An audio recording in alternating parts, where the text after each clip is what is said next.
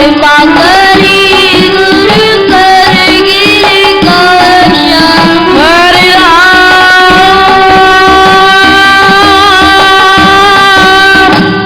शीतल कर मुहिरदा अजीरदा अजीरदा अजीरदा मुख जाना भरदा सतगुर मुख जाना भरदा यो नंदनिहायो निधरदा यो नंदनिहायो निधरदा निधरदा निधरदा गुरु मुख जाना सतगुर मुख जाना भरदा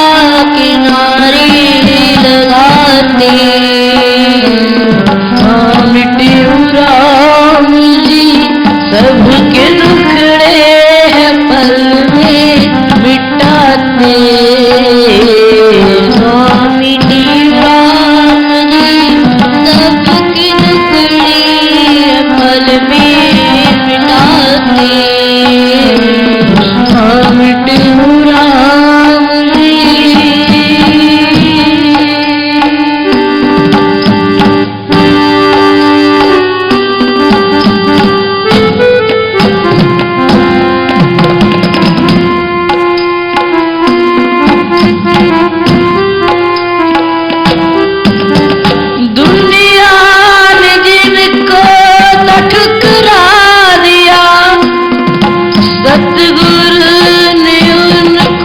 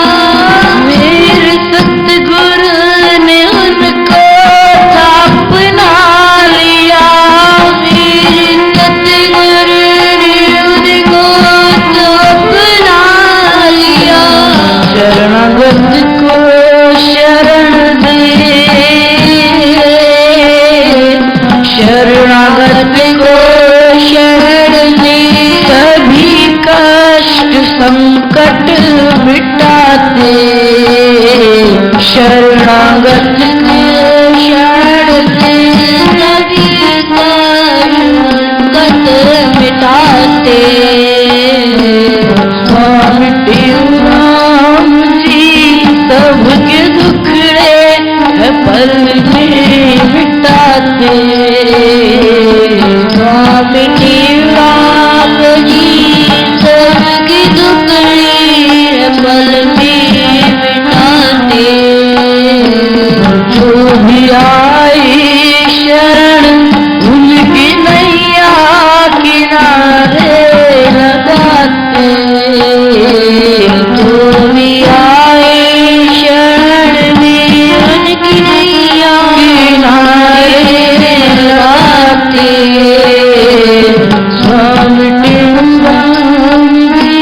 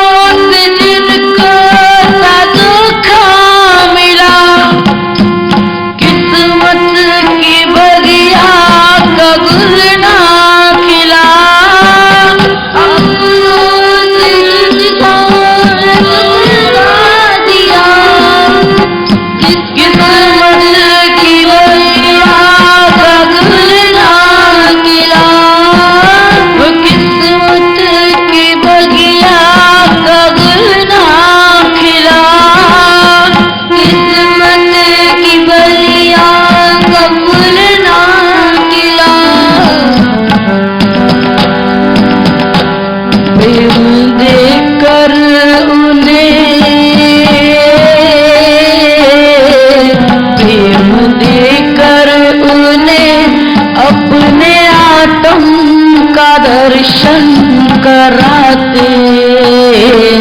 प्रेम देकर उन्हें अपनी आत्म का दर्शन कराते।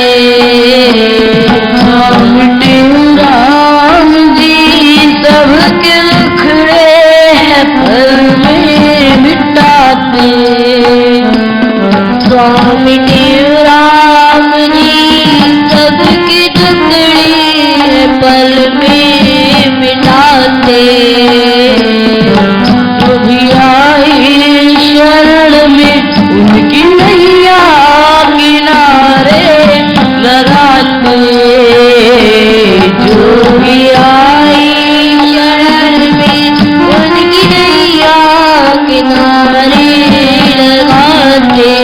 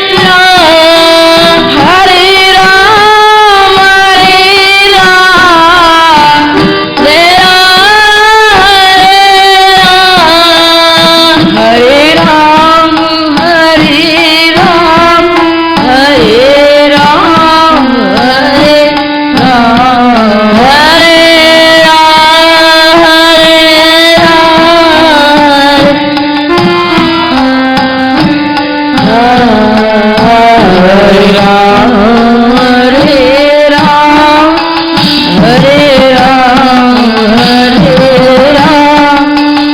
सतनाम साखी सतनाम साखी सतनाम साखी सतनाम साखी सतनाम साखी सतनाम साखी सतनाम साखी सतनाम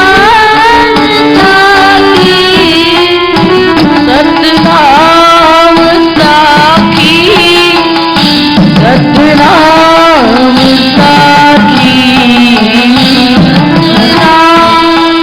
साखी सतनाम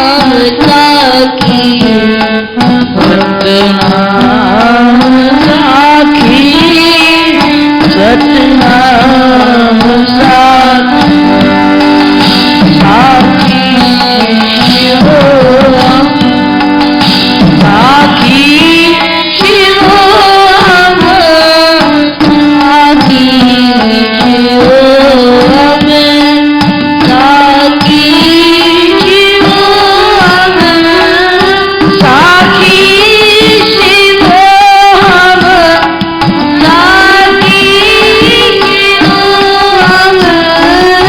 साखी शिवोहम साखी शिवोहम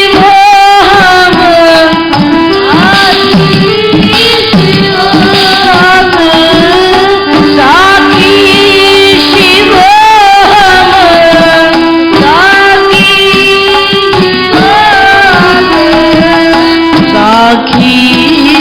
शिवोहम साखी शिवोहम साखी शिवोहम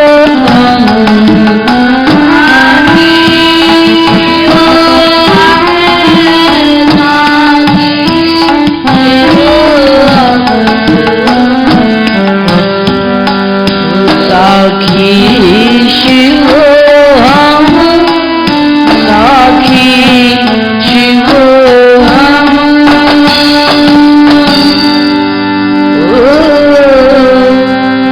शांति शांति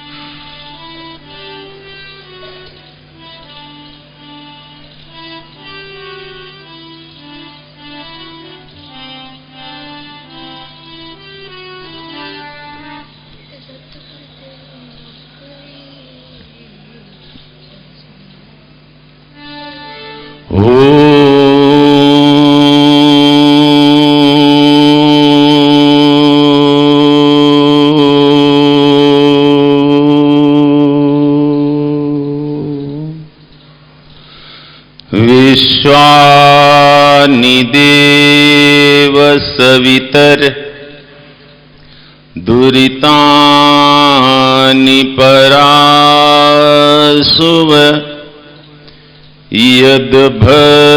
यद्भद्रं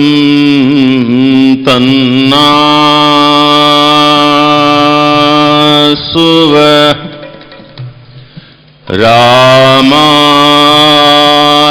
रामभद्राय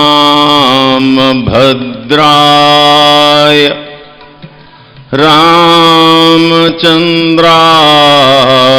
वेधसे रघुनाथाय नाथाय सीताया पतये नमः। बोलिए राजा रामचंद्र भगवान की, कृष्ण कन्हैया लाल की, सद्गुरु स्वामी टेऊराम जी महाराज की, सद्गुरु स्वामी सर्वानंद जी महाराज की, सद्गुरु स्वामी शांति प्रकाश जी महाराज की, सद्गुरु स्वामी हरिदास राम जी महाराज की, सद्गुरु स्वामी भगत प्रकाश जी महाराज की। 2 मिनट भगवान के नाम का संकीर्तन करेंगे। कहां गया लड़का?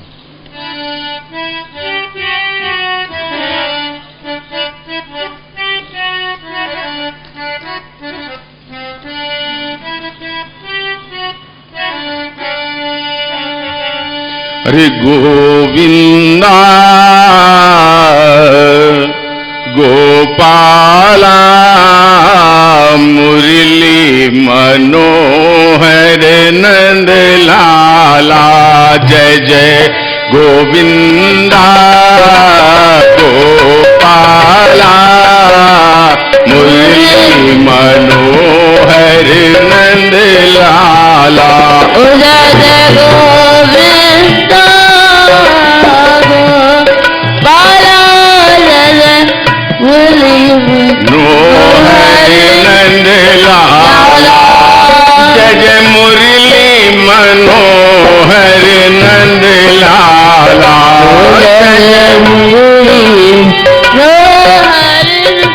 नंद लाला, जय जय गोविंदा गोपाला मुरली मनोहर नंद लाला, जय जय मुरली मनोहर नंद लाला, जय जय गोविंदा गोपाला मुरली मनोहर नंद लाला, जय जय मुरली मनोहर नंद लाला, जय जय गोविंदा गोपाला मुरली मनोहर नंद लाला, जय जय मुरली मनोहर नंद लाला। बोलिए कृष्ण कन्हैया लाल की जय।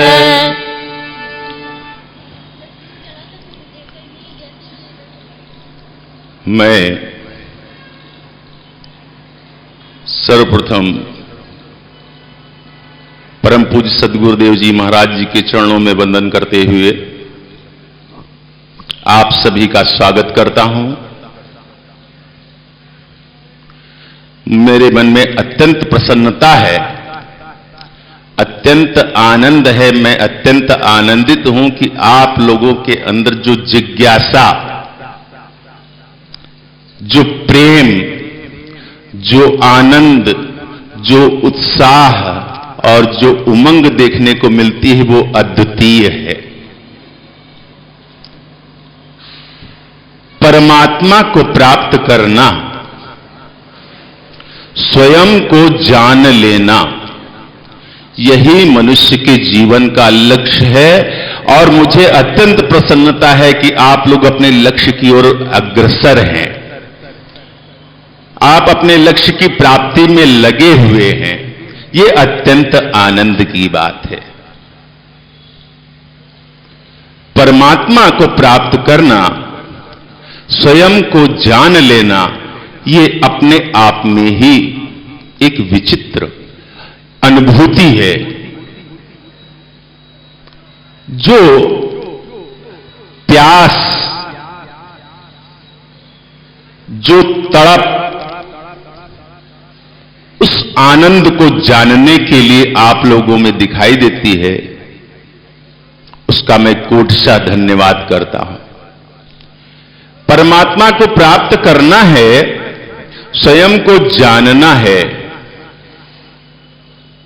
वो प्यास अपने अंदर पैदा करनी पड़ती है, वो तड़प अपने अंदर पैदा करनी पड़ती है, वो आकांक्षा वो अपने अंदर पैदा होती है, तो ही प्यास न हो और पानी आपके चारों ओर हो, अमृत भी भरा हो लेकिन अब आपके अंदर प्यास ही नहीं हो, तो हम उसको कैसे जान सकते हैं? इसलिए सबसे पहले प्यास का होना बहुत जरूरी है। परमात्मा के प्रति प्यास है तो सद्गुरु महाराज की शरण में जाएंगे, परमात्मा के से प्रेम करेंगे, स्वयं से प्रेम करेंगे तो उसकी अनुभूति होगी। भक्ति करना परमात्मा के प्रति, स्वयं के प्रति 9 प्रकार की भक्ति है। प्रथम भगति संतन कर संगा, दूसर रति मम कथा प्रसंगा। पहली ही भक्ति जो संतों का संग, सत्संग है। आप लोग बड़े भाग्यशाली हैं जो नित्य सत्संग में आते हैं। आप सब लोग तो ऋषियों की संतान हैं, इसलिए ये गुण होना स्वाभाविक है। तो प्रथम भगति संतन कर संगा। संत महापुरुष बहुत कृपालु होते हैं, दया तो उनमें दया और करुणा तो कूट कूट के भरी होती। संत का हृदय तो बहुत ही कोमल होता है। संत तो अपनी बिगड़ी हुई भी बना देते हैं। अपनी बिगड़ी को कौन बनाता है? सद्गुरुदेव महाराज की शरण में जाएंगे तो अपनी बिगड़ी भी बन जाती है। गुरुर ब्रह्मा गुरुर विष्णु गुरुर्देवो महेश्वरः, गुरु साक्षात परब्रह्म तस्मै श्री गुरुवे नमः। गुरु ही ब्रह्मा है, गुरु ही विष्णु है और गुरु ही शंकर है। लेकिन गुरु ना हो अपने जीवन में, अगर हमने गुरु धारण नहीं किया तो हम उससे वंचित रह जाएंगे। गुरु बिनु भवनिधि तरै न कोई, जो बिरंच शंकर सम होई। गोस्वामी तुलसीदास जी महाराज कहते हैं कि बिना गुरु के मनुष्य इस संसार सागर से तर नहीं सकता। फिर चाहे वो ब्रह्मा ही क्यों ना हो, विष्णु ही क्यों ना हो और चाहे वो शंकर ही क्यों ना हो, बिना गुरु के निस्तार होता नहीं है। बहुत कम लोग ऐसे हैं जिन्होंने अपने जीवन में कोई धन्यता, कोई आनंद, आंखों में कोई ज्योति दिखाई नहीं देती है। कारण वो संतों की संगति से, सद्गुरु की कृपा से वंचित रह जाते हैं, इसलिए स्वयं को जान नहीं पाते। तो प्रथम भगति संतन कर संगा, संतों के पास जाएंगे तो ही वो रहस्य मालूम होगा, तो ही उस मर्म को हम जान पाएंगे। रामचरितमानस में एक बड़ा सुंदर प्रसंग आता है रामायण में कि इंद्र का पुत्र जो जयंत था बड़ा दुष्ट था। एक समय की बात है, वनवास काल में मर्यादा पुरुषोत्तम भगवान श्री राम जी माता जानकी जी के साथ विराज रहे थे और इंद्र का जो पुत्र था जयंत, उसने माता जी के चरण कमलों को, जो कमल के समान सदृश लाल रक्तिम वर्ण के थे, सुंदर सुंदर माता जी के चरण कमलों को देखा और उसके अंदर कुभाव पैदा हो गया।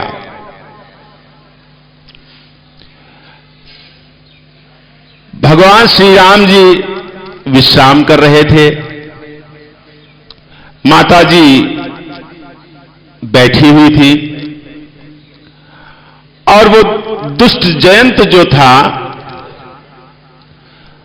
वो माता जी के चरण कमलों में चोंच मार के भाग जाता था, फिर आता था, चोंच मारता था, भाग जाता था, चोंच मार के भाग जाता था।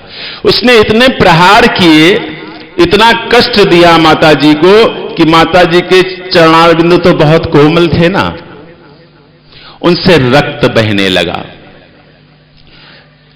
चरण कमलों से जब रक्त की धारा बहने लगी, राम जी नेत्र मूंद करके, नेत्र बंद करके लेटे हुए थे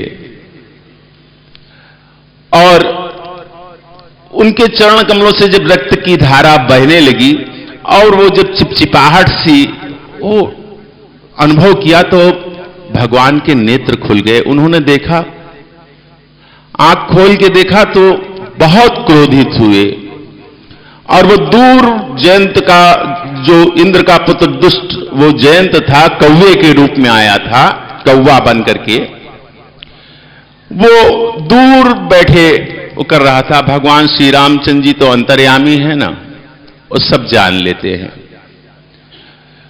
घट घट के वासी है ना, वो सब जान लेते हैं। उन्होंने देखा और देख करके बहुत क्रोधित हुए। उन्होंने एक सरकंडे का तीर उसको अभिमंत्रित किया, सरकंडे को, और उसको जो है अभिमंत्रित करके उस जयंत की ओर संधान कर दिया। उस सरकंडे का तीर जो था वो इतना अमोघ था कि उसके अंदर से निकलती हुई ज्वाला ऐसी भीषण थी कि वो व्याकुल होकर के भागा तो भागते भागते भागते भागते जहां भी जाता था वो सरकंडे का जो वो तीर था वो पीछा छोड़ता ही नहीं था। सबसे पहले वो ब्रह्मा के पास गया। ब्रह्मा जी ने उसको देखते ही मुंह फेर लिया।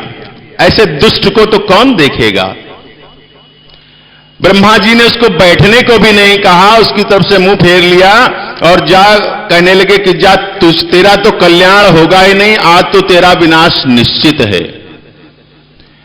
वहां से व्याकुल होकर के फिर वो भागते भागते गया शंकर जी के पास में। शंकर जी ने भी उसको कहीं आदर नहीं दिया, बैठने को भी नहीं कहा और कहा कि अब तेरे को तीनों लोकों में इस शक्ति से कोई नहीं बचा सकता है, इस शक्ति से कोई नहीं बचा सकता है। वहां से व्याकुल होकर के वो कौवा, वो जयंत फिर वहां से भागा और रास्ते में जा रहा था।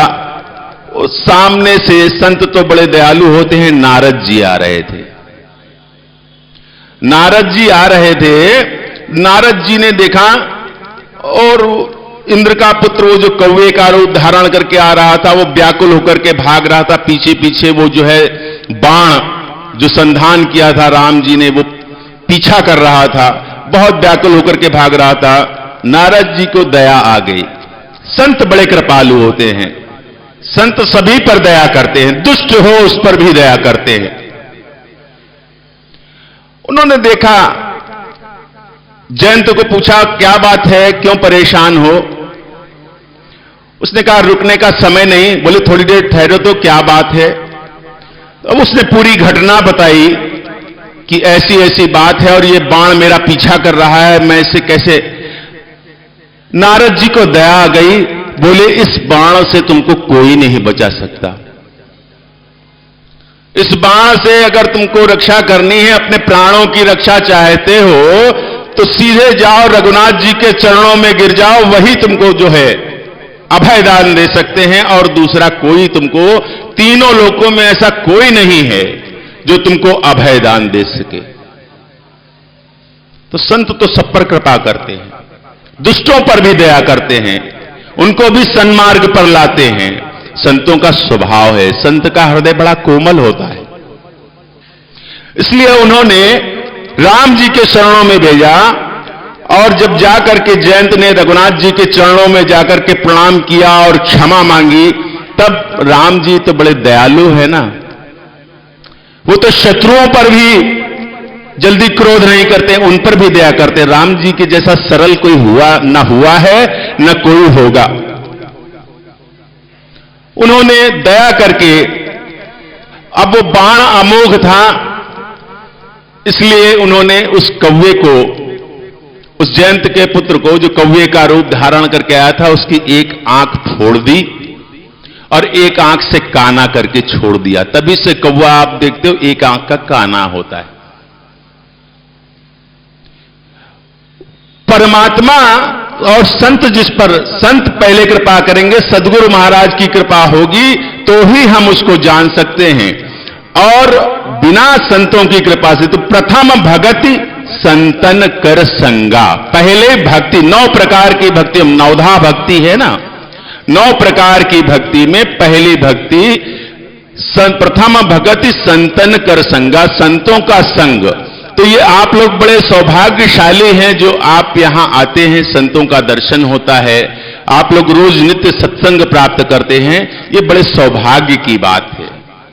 प्रथम भगति संतन कर संगा, प्रथम भगति संतन कर संगा, दूसर रति मम कथा प्रसंगा, दूसर रति मम कथा प्रसंगा, प्रथम भगति संतन कर संगा, प्रथम भगति संतन कर संगा, दूसरी रति मम कथा प्रसंगा, गुरुपद पंकज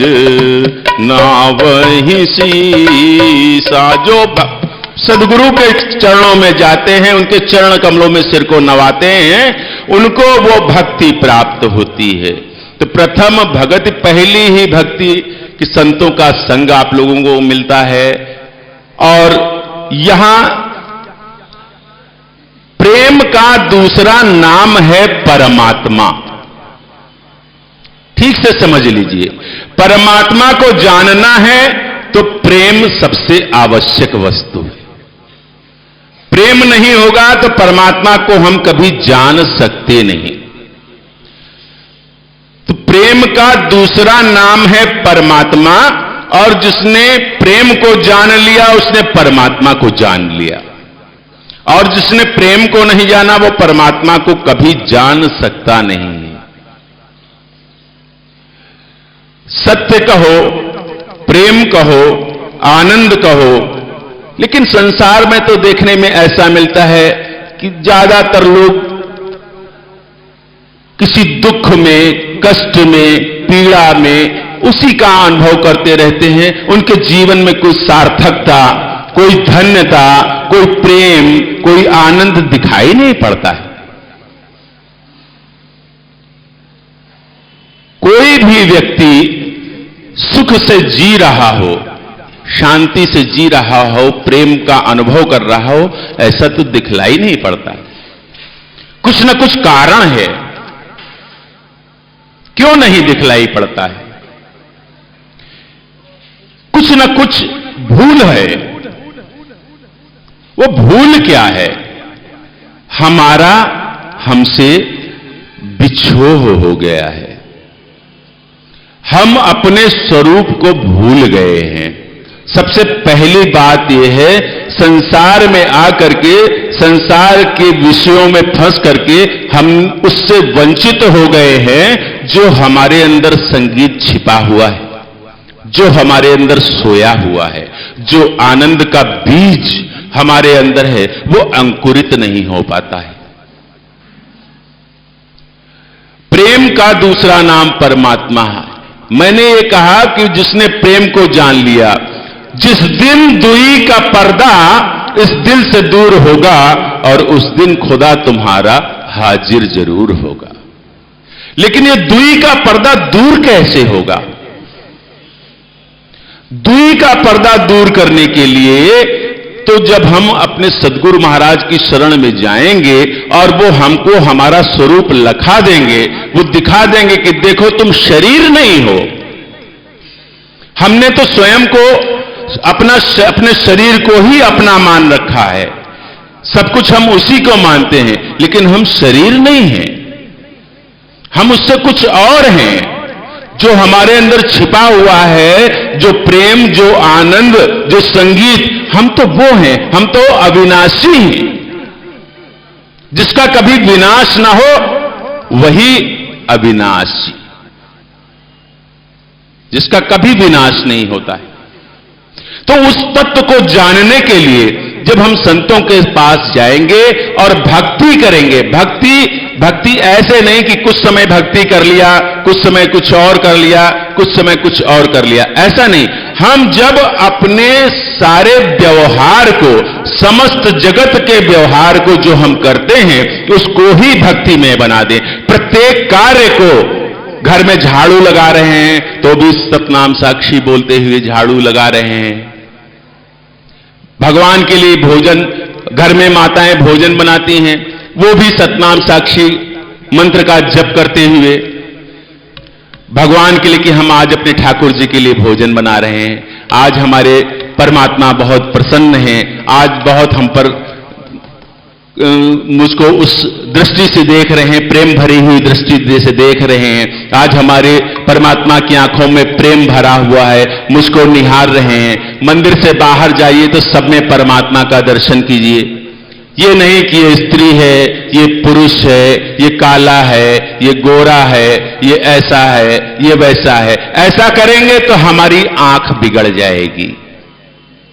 ध्यान रहे, पाप हमेशा आंखों से ही हृदय के अंदर प्रवेश करता है। सबसे पहले पाप आंखों में आता है,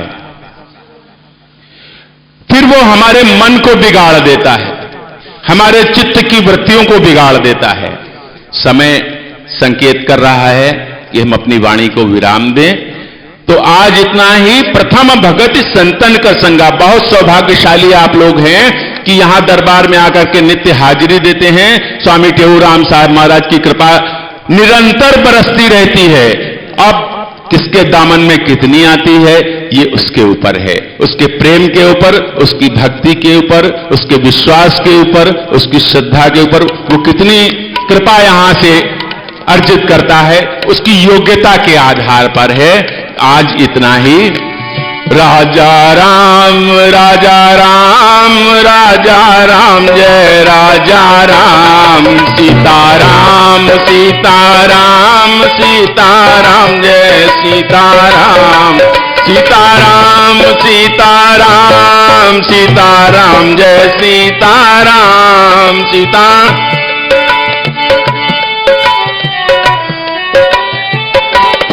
राजा राम राजा राम राजा राम जय राजा राम। राजा राम राजा राम राजा राम जय राजा राम। सीताराम सीताराम सीताराम जय सीताराम। सीताराम सीताराम सीताराम जय सीताराम। सीताराम सीताराम सीताराम जय सीताराम। राजा राम राजा राम राजा राम जय राजा राम। सीताराम सीता सीताराम।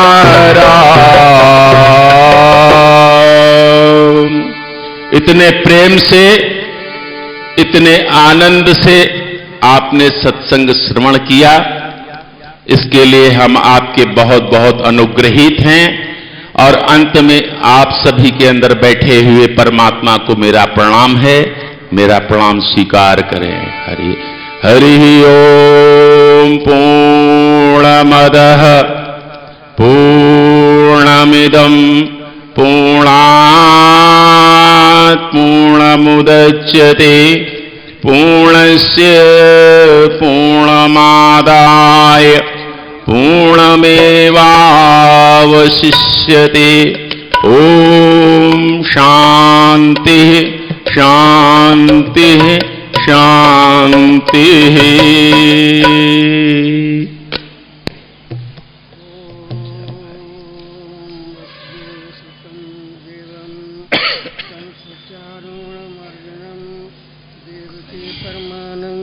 कृष्णं वंदे जगद्गुरु कृष्णाय वासुदेवाय हरे परमात्मने प्रणतक्लेशनाशाय गोविंदाय नमो नमः।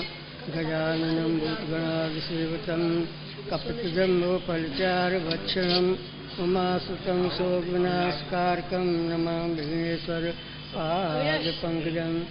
श्री सतगुरु स्वामी टेऊराम महाराज की जय।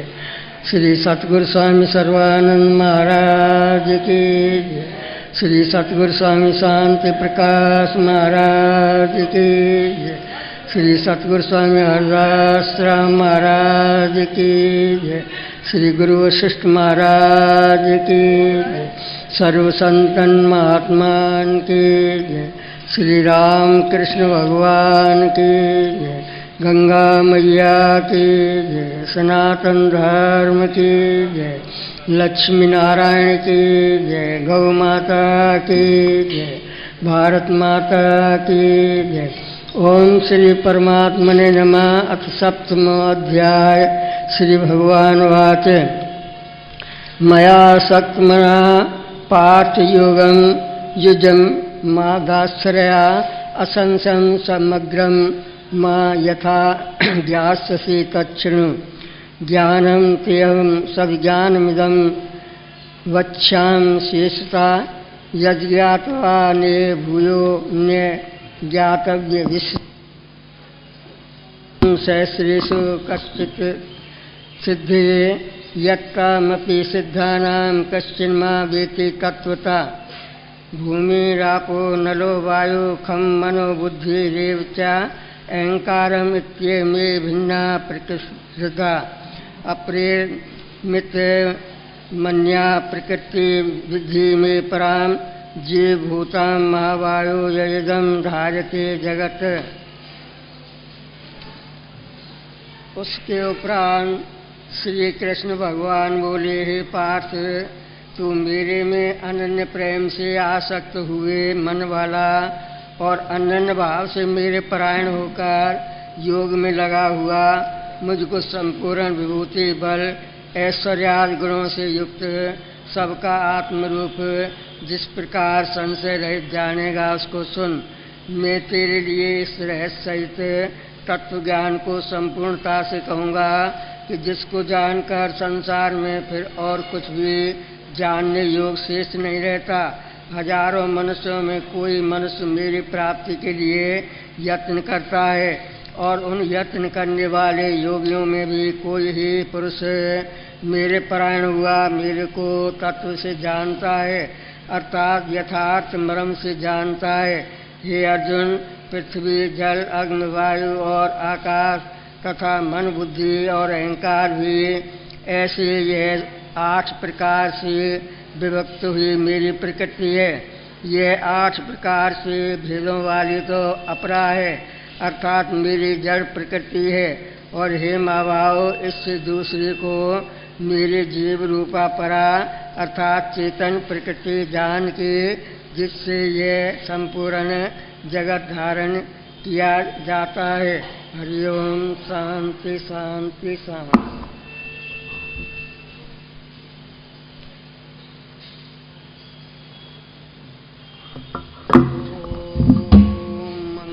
भगवान विष्णु मंगलम गरुड़ध्वज मंगलम पुंडरीकाक्ष मंगलास्तनो हरि सर्वमंगल मांगल्ये शिवे सर्वार्थ साधके शरणे त्र्यंबके गौरी नारायण नमोस्तुते।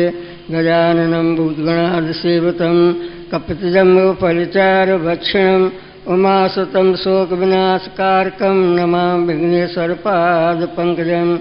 श्रीकृष्ण गोविंद हरे मुरारे हे नाथ नारायण वासुदेव। श्रीकृष्ण गोविंद हरे मुरारे हे नाथ नारायण वासुदेव। श्रीकृष्ण गोविंद हरे मुरारे हे नाथ नारायण वासुदेव। श्री कृष्ण चंद्र भगवान की जय। श्री कार्तिक भगवान की जय। नारद जी बोले, ऐसा कहकर विष्णु भगवान मछली रूप धारण कर कश्यप की अंजलि में प्राप्त हुए। उस मछली पर दया करके मुनि ने उसको कमंडल में डाल दिया। जब वह उसमें ना समाये तब कुएं में डाला, कुएं से तालाब में, तालाब से समुद्र में डाला। तब मत्स्य धारी भगवान शंकासुर को मारते हुए और क्रोध अपने हाथ में दबाकर बद्रीवन को चले गए और वहाँ सब ऋषियों को बुलाकर भगवान बोले कि जल के भीतर वेद निर्मग्न हो गए हैं, तुम उन्हें ढूंढो और शीघ्रतापूर्वक जल में से निकालकर रहस्य समेत ले आओ। तब तक मैं सब देवताओं समेत प्रयाग में निवास करूँगा।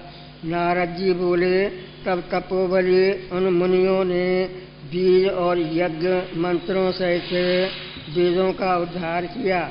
उन ऋषियों में से जिसने जो निकाला वह भाग उसी ऋषि के नाम से प्रसिद्ध हुआ। पीछे सब मुनि मिलकर प्रयागराज को गए और प्राप्त हुए वेद ब्रह्मा सहित विष्णु भगवान को अर्पित किए। संपूर्ण वेदों को पाकर ब्रह्मा जी ने प्रसन्न हो देव और ऋषियों सहित अश्वमेध यज्ञ किया।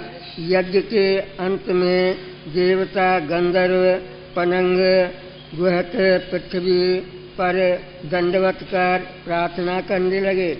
देवता बोले, हे देवादिदेव, हमारी विज्ञप्ति श्रवण करो। यह हमारी प्रसन्नता का स्थान है, इसे तुम वरदान दो। हे रमापति, इन ब्रह्मा जी ने इन स्थान में नष्ट हुए वेद फिर पाए और अपने यज्ञ के भोग प्राप्त किए, इसलिए आपके प्रसाद से यह स्थान पृथ्वी में अत्यंत श्रेष्ठ हो और पुण्य देने वाला हो और ये महीना भी ब्रह्म हत्या आदि को दूर कर अच्छे फल देने वाला हो। श्री विष्णु बोले, ये देवताओं, जो बात तुमने कही है यही मुझे भी अभिष्ट है, सो ऐसा ही होगा। यह ब्रह्म क्षेत्र नाम से सबको सुलभ होगा। सूर्यवंशी राजा भगीरथ या गंगा जी को लाएंगे और इस जगह पर सूर्य के पुत्री यमुना जी का संगम होगा। जो पुरुष अपने पितरों को यहाँ श्राद्ध करेंगे उनके पितृगण मेरे स्वरूप को धारण करेंगे। मगर संक्रांति माघ मास में प्रातःकाल स्नान करने से उनके दर्शन मात्र से ही संपूर्ण पाप ऐसे नष्ट हो जाते हैं जैसे सूर्य से अंधकार का नाश हो जाता है। और उनको मैं सालोक्य, सामीप्य और सारूप इन तीनों प्रकार की मुक्ति क्रम से देता हूँ। हे मुनीश्वरों, मैं सर्वज्ञ रूप से बद्रीवन में सदैव निवास करता हूँ। जो फल और स्थान 100 वर्ष में मिलता है, वह तुमको एक दिन में ही प्राप्त होगा। उस स्थान के दर्शन करने वाले मनुष्य जीवन मुक्त हो जाते हैं। सूर्य बोले, विष्णु देवताओं से ऐसे कहकर ब्रह्मा जी सहित वहीं अंतर्ध्यान हो गए और इंद्रादिक देवता भी अंशों से वहाँ रहकर अंतर्ध्यान हो गए। जो मनुष्य शुद्ध चित्त से इस पवित्र कथा को सुनते हैं, उनको प्रयागराज और बद्री वन में जाने का फल मिलता है। फिर तो बोले, हे मुनि, तुमने कार्तिक का महाफल वर्णन किया है। अब महीनों के स्नान की विधि और नियम कहिए। नारद जी बोले, हे राजन, तुम विष्णु के अंश से उत्पन्न हुए हो, तुमसे कोई बात छिपी नहीं है। तथापि मैं नियमों का वर्णन करता हूँ। अश्विन मास में शुक्ल पक्ष की एकादशी से सावधान होकर कार्तिक के व्रत को प्रारंभ करें। पैर रात्रि रहे तब प्रतिदिन उठे और जल का पात्र लेकर ग्राम से बाहर उत्तर दिशा को जाए। जनेऊ को कान पर चढ़ाकर उत्तर को मुख करके भूमि पर तृण बिछा और सिर को कपड़े से ढक ले। मुख को बंद कर थूकना और श्वास लेना बंद करके मलमूत्र का त्याग करे। जो रात्रि हो तो दक्षिण को मुख करे। जो मलमूत्र द्वारा शरीर की शुद्धि और जो मुख शुद्ध नहीं करते हैं, उनके मंत्र फलदायक नहीं होते, इसलिए दातुन करना चाहिए। दातुन लाते समय वृक्ष से कहे कि हे वनस्पति, हमको आयु, बल, यश, तेज, संतान, द्रव्य, वेद पाठ की शक्ति और बुद्धि दे। इस मंत्र को पढ़कर गूलर आदि किसी दूध के वृक्ष की 12 अंगुल लंबी दातुन लाए। व्रत के दिन ऐसा ना करे। प्रतिपदा, अमावस्या, नवमी, षष्ठी तिथियों और सूर्यवार तथा चंद्रमा सूर्य ग्रहण के दिन दातुन ना करे। कटेरी, सांबलू, कपास, पीपल, बट, अरण्य और गंधहीन वृक्षों की दातुन ना करे। तदंतर विष्णु और शिव के मंदिर में प्रसन्नता और विधि पूर्वक पुष्प, गंध, तांबूल ले जाए। वहाँ भगवान की पद्मादि से स्तुति करके नमस्कार करे और भजन गावे। देवालय में भजन कीर्तन करने वाले विष्णु स्वरूप होते हैं। जैसे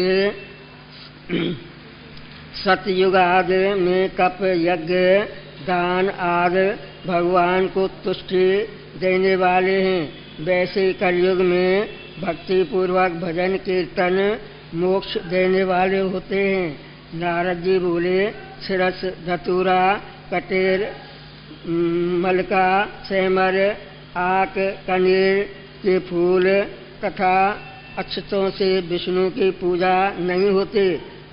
जयकुंद, शिरस, चमेली, मालती, केतकी आदि के फूलों से सूर्य की पूजा लक्ष्मी चाहने वाले को करना उचित नहीं है। यथा योग विधि से जो देवताओं की पूजा करके भगवान से क्षमा प्रार्थना करे कि हे सुरेश्वर, हे देवा, मैंने मंत्रहीन भक्ति की और क्रियाहीन पूजन किया है, वो परिपूर्ण होए। फिर प्रदक्षिणा करके दंडवत करे, फिर क्षमा प्रार्थना करके गान करके समाप्त करे। जो कार्तिक की रात्रि में विधि पूर्वक विष्णु और शिव का पूजन करते हैं, वे अपने पूर्वजों सहित निष्पाप वैकुंठ को चले जाते हैं। हरि ओम। शांति शांति शांति।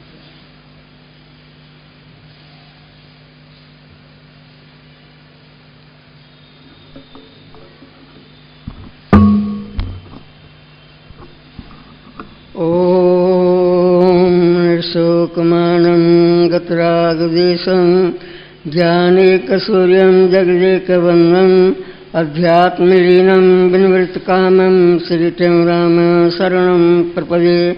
नमो शारदा मातृविद्याप्रदेनी करोमि मेधा यथा कंत्रिवेणी करो नष्टमोवाद शांता दीजे हरो आपकारी हृदय धाम कीजे। गजाननं भूतगणादिसेवितं कपितजम्बो फलचार भक्षणं उमासुतं शोक विनाशकारकं नमामि विघ्नेश्वरपाद पंकजं। श्री सतगुरु स्वामी टेमराम महाराज की जय। श्री सतगुरु स्वामी सर्वानंद महाराज की जय। श्री सतगुरु स्वामी शांति प्रकाश महाराज की जय। श्री सतगुरु स्वामी हरदास राम महाराज की जय। श्री राम कृष्ण भगवान की जय। श्री प्रेम प्रकाश ग्रंथ की जय। राग जिला भजन 22। ऐसा आत्म राम ध्याया जन्म मरण के सब दुख जाया टेक। एक अखंड जो है अविनाशी पूरन प्रभु घट घट वासी स्वयं प्रकाशी सब सुख राशि। वेदों ने यश जाका गाया बाहर भीतर जो भर पूरा निकट नहीं जो ना कछ दूरा। निरंजन नूर चमकल सूरा अपनी महिमा माय समाया जाको